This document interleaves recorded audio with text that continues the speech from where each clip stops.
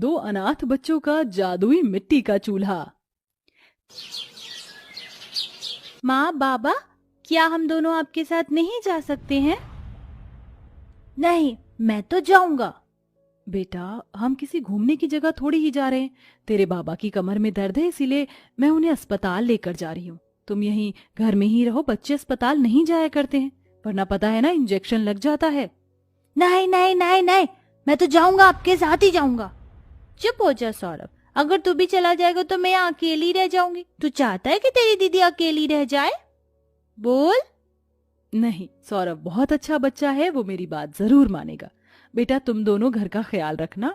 और हाँ, मैंने खाना बना दिया है तो उसे टाइम से खा लेना। अब मैं चलती हूँ।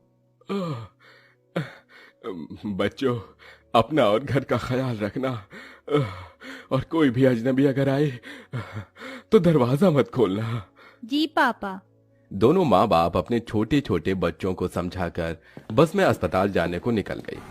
अभी वो सफर कर ही रहे थे कि अचानक से पहाड़ी पर चलती हुई बस के ब्रेक फेल हो गई और वो पहाड़ी की बाउंड्री को तोड़ती हुई खाई में जा गिरी। यह हादसा बहुत ही भयानक था। दोनों बच्चों के माँ बाप भी उसी बस के साथ खाई में गिरकर मर चुके थे, लेकिन मरने के बाद भी अपने छोटे छोटे बच्चों की वजह से उन्हें मुक्ति नहीं मिली और उनकी आत्मा अपने घर का रास्ता खोजने लगी। अजी, ये क्या हो गया? हम अब इस दुनिया में नहीं रहे। अब हमारे बच्चों का क्या होगा? हे भगवान, ये तूने क्या किया? तूने हमारा साया हमारे बच्चों के ऊपर से इतनी जल्दी हटा दिया। मेरे तो दोनों बच्चे अभी बहुत मासूम हैं। वो अपना ख्याल कैसे रख पाएंगे? हमारे हिस्से का जितना अन्न और सांसें थी वो पूरी हो गई रमेश जी, इसीलिए अस्पताल के बहाने हमारी मौत आ रही थी। लेकिन मैं अपने बच्चों को अकेला नहीं छोड़ूंगी। कुछ और न सही तो उनके ऊपर अपनी नजर ही रख लूंगी। चलिए, हम घर चलते हैं। रमेश और माधुरी की आत्मा भटकते हुए अपने घर का रास्ता खोजने लगी। हादसे की जगह पर कुछ ही देर में मीडिया, पुलिस सभी पहुंच गई, लेकिन बस का नामो निशान का भी पता नहीं चला। जब यह खबर उड़ती उड़ती दोनों बच्चों को लगी तो वो बहुत रोए। दीदी, मुझे माँ के पास जाना है, मैं माँ के पास जाऊंगा। वो कहाँ है? भाई, हमारे माँ बाबा हमें छोड़कर चले गए। अब वो कभी नहीं आएंगे। अजी देखिए, मेरे दोनों बच्चे कैसे रो रहे हैं। मैं इन्हें अपने सीने से लगाना चाहती हूँ। माधुरी की आत्मा का अपने बच्चों को देखकर बहुत ही बुरा हाल हो रहा था। वो मां भले ही मर चुकी थी, लेकिन उसकी ममता अभी भी जिंदा थी। लेकिन बेचारी माधुरी और रमेश अपने बच्चों को अब दूर से देखने के सिवा कुछ भी नहीं कर सकते थे। ऐसे ही शोक में दोनों बच्चों ने 3-4 दिन तो गुजार दिए, लेकिन 3-4 दिन के बाद उनकी जरूरत जागने लगी। दीदी, बहुत भूख लग रही है, अब हम क्या करें? मैं नहीं जानती हूँ भाई, मुझे तो कुछ भी बनाना भी नहीं आता। पता नहीं हम क्या करेंगे। चलो ना दीदी, हम पड़ोस वाली आंटी जी से खाना मांगने चलते हैं। क्या खाना? नन्ही पिंकी का दिमाग सोचने लगा, लेकिन उसकी समझ में कुछ और नहीं आया और वो दोनों ही भाई बहन अपने पड़ोसी से खाना मांगने निकल गई। उनके साथ में उनके माँ बाप का साया भी चल रहा था। आंटी जी, मेरा भाई और मैं भूखे हैं, हमें कुछ खाने को दे दो ना। अरे जा जा हाई बड़ी, मेरे घर से फालतू राशन नहीं आता है। मेरे बच्चे भी हैं, मैं उन्हें खिलाऊं या तुम्हें? जाओ जाकर किसी चौराहे पर भीख मांगो। वैसे भी तुम्हारे माँ बाप तो मर गए हैं, तो सारी जिंदगी तुम्हें कोई करके नहीं खिलाएगा। ऐसे बोलकर उस पत्थर दिल औरत ने मासूम बच्चों के मुंह पर ही दरवाजा बंद कर दिया। ये सारा मंजर देख रमेश और माधुरी का दिल टूट गया। रमेश जी, ये पत्थर दिल दुनिया कहीं मेरे बच्चों को काट ना खाए। देखा आपने, इस जमाने ने उन्हें अनाथ होने का ताना दे दिया। ये दुनिया ऐसी ही है। मैं अपने बच्चों को ऐसे भूख से तड़पता नहीं देख सकता हूँ। हे भगवान, कुछ कर।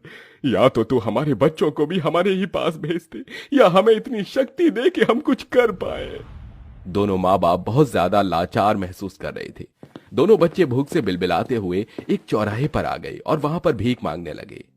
अंकल जी, कुछ खाने को दे दीजिए ना, मेरा भाई और मैं, हम दोनों भूखे हैं।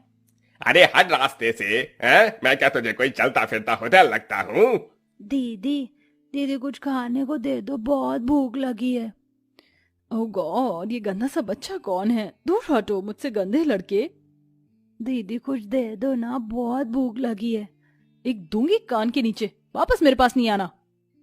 छोटा सा बच्चा है, ऐसे क्यों कर रही है? ये लो प्यारे बच्चे, तुम ये रख लो। वहीं खड़ी हुई एक लड़की ने सौरभ को 10 रुपए दे दिए। दोनों भाई बहन लालची नहीं थे। 10 रुपए मिलते ही वो उन्हें लेकर घर आ गए और 5-5 रुपए की चीज खरीद कर खा ली। दोनों माँ बाप अपने बच्चों की ऐसी हालत नहीं देख पा रहे थे। बच्चों के साथ वो भी घर में ही लौट आए।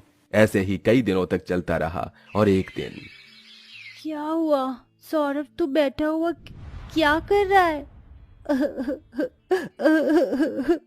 क्या हुआ भाई? दीदी क्या हुआ? तूने कोई सपना देख लिया क्या? पिंकी ने अपने भाई को गले से लगा लिया। जैसे ही उसकी नजर सौरभ के हाथ पर पड़ी तो उसने अपने माँ बाप की तस्वीर को हाथ में ले रखा था। दीदी मुझे भूख लगी है, माँ कितना अच्छा खाना खिलाती थी ना, मुझे भी माँ के पास जाना है, मुझे माँ चाहिए। सौरभ रोने लगा। उसे देखकर पिंकी की भी आंखों से आंसुओं के फव्वारे निकलने लगे। ये दिन उन बच्चों के लिए माँ बाप के बिना बहुत मुश्किल थे। दोनों माँ बाप भी उन्हें रोता देख रो रहे थे और रोते रोते ही माधुरी बोली, हे भगवान, मैं अब और अपने बच्चों को इस तरह नहीं देख सकती। या तो तू मुझे वरदान दे या दोबारा जीवन दान दे जो मैं अपने बच्चों के पास लौट आऊं, या फिर कोई ऐसी शक्ति दे जिससे कि मेरे बच्चों को इतनी मुसीबतें ना झेलनी पड़े। वो भूखे हैं, कुछ कर भगवान। माधुरी ने ममता से भरकर भगवान को पुकारा। उसकी पुकार भगवान जी ने आखिर सुन ली और अचानक से ही जो तस्वीर वो बच्चे देख रहे थे उसके अंदर से एक धुआं निकला जो पास में ही रखे एक चूल्हे पर जा लगा। ऐसा होते ही रसोई से अपने आप ही एक भगोना आकर चूल्हे पर रख गया और उसमें खाना पकने लगा।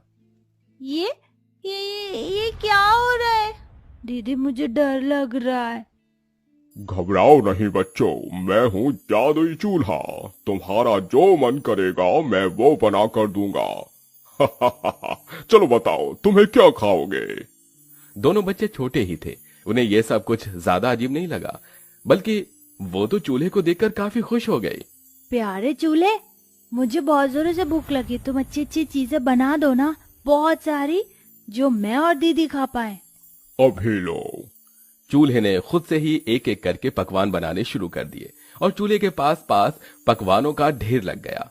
दोनों अनाथ बच्चों ने उस रात भर पेट स्वादिष्ट खाना खाया। उन्हें खुश देखकर दोनों माँ बाप का चेहरा भी खिल रहा था। अजी देखिए ना, हमारे बच्चे कितने खुश हैं। इनका पेट भर जाने से कितना सुकून मिल रहा है ना। दोनों बच्चे खाना खाकर सो गए। अब उन्हें भूखे नहीं मरना पड़ रहा था। 2-4 दिन तक तो उन्होंने इसी तरह से गुजारा किया, लेकिन एक दिन सौरभ के चोट लग गई और पट्टी करवाने के लिए पिंकी के पास पैसे नहीं थे। भाई अभी तो तू तेल वाली कत्तरी बनवा ले, मेरे पास पैसे नहीं है। दीदी पैसा कैसे आता है? काम करने से, जैसे बाबा करते थे बिरयानी बेचने का काम। दीदी चलो ना, हम भी बाबा की तरह बिरयानी बेचेंगे। सौरभ ने यह नादानी में कहा, लेकिन तूने सही कहा सौरभ, हम बिरयानी बेच सकते हैं। हम जादुई चूल्हे से बिरयानी मांगकर चल उसे बेचने चलते हैं, फिर हमारे पास भी पैसे आ जाएंगे। हाँ दीदी चलो, मजा आएगा। सौरभ और पिंकी ने जादुई चूल्हे से बिरयानी मांगी। मुझे बहुत ही स्वादिष्ट बिरयानी दो। अभी देता हूँ। अचानक ही एक रोशनी चमकी और चूल्हे ने एक बर्तन भरकर बिरयानी बना दी, जिसको पिंकी और सौरभ अपने दरवाजे पर ही लेकर बैठ गए। बिरयानी ले लो, बिरयानी। पिंकी ऐसे ही आवाज लगाती रही। कुछ देर बाद उन बच्चों से 2 या 4 लोगों ने बिरयानी खरीदी। अरे वाह बच्चों, इतनी कम उम्र में तुम काम कर रहे हो। लाओ मुझे एक प्लेट बिरयानी दो। पटले नहीं, प्लेट अभी देती हूँ।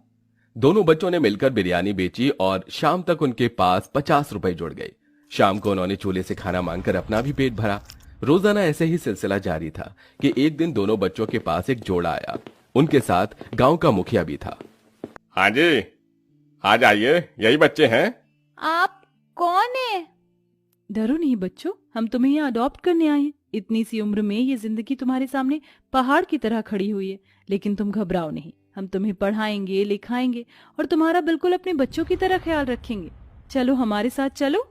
ये दोनों ही इंसान भले थे। वो बच्चों को किसी तरह अपने साथ ले गए। उन्होंने उन्हें घर ले जाकर खाना खिलाया और बहुत प्यार किया। रात को पिंकी को सपना आया जिसमें उसके माँ बाप थे। पिंकी बेटा, देखो भगवान ने तुम्हें दोबारा माँ बाप का सुख दिया है, इसीलिए उनकी कदर करना। यूं समझो कि तुम्हें अलग शक्ल में अपने माँ बाप ही वापस मिल गए। घबराना नहीं, हम भी तुम्हारे साथ ही हैं। ऐसे बोलकर दोनों माँ बाप गायब हो गए। पिंकी के सपने में आकर वो संदेश दे चुके थे। दोनों बच्चों ने उन्हें ही अपना माँ बाप मान लिया और उन्हीं के साथ खुशी खुशी रहने लगे। दोनों मरे हुए माँ बाप की आत्मा भी अब शांत हो चुकी थी और उनके साथ ही चूल्हे का जादू भी चला गया था।